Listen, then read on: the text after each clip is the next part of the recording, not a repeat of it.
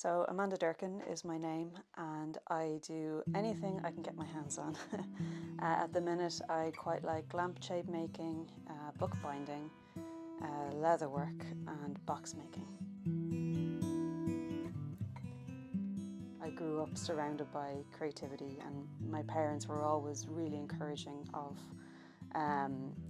any sort of creative activity that we wanted to do. So like we would always be drawing or painting or writing or even like playing with Play-Doh and stuff like that. It was never something that was looked down on. Probably see from the studio I have a lot of materials. One of the main ones that I use is paper, because bookbinding is such a big part of what I do. Papers is a big part of bookbinding.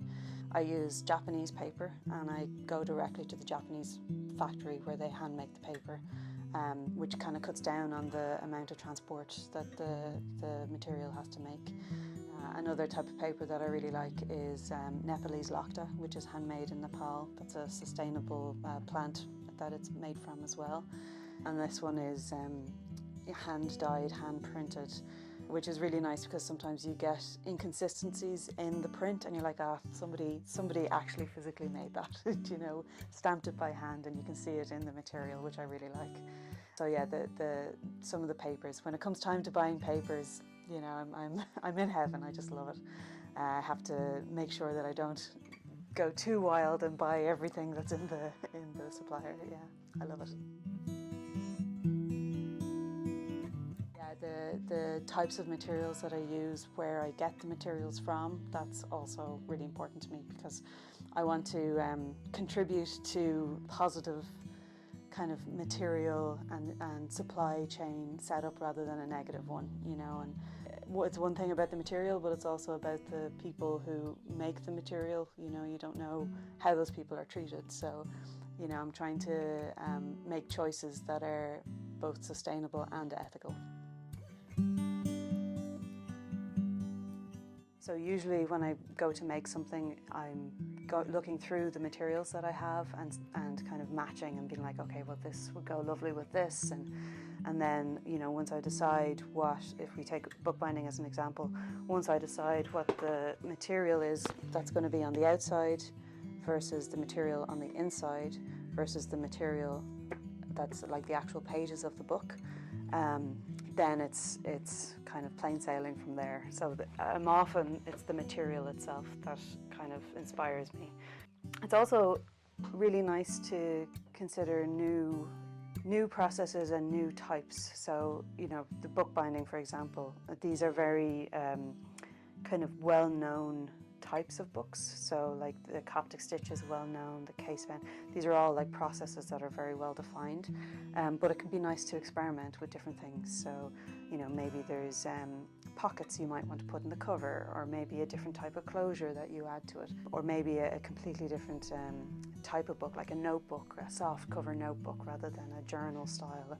And there's loads of scope, so kind of experimenting with the process itself and the material is really kind of what speaks to me.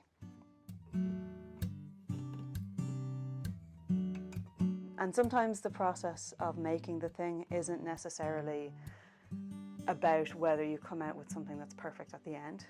And I think that's an important thing for me as well, particularly because I do workshops and everybody has different abilities and different skill levels in the workshops. And a successful workshop for me isn't necessarily whether somebody comes out with a perfect finished item, but rather that they really enjoyed the process, or they learned something new, or something like that.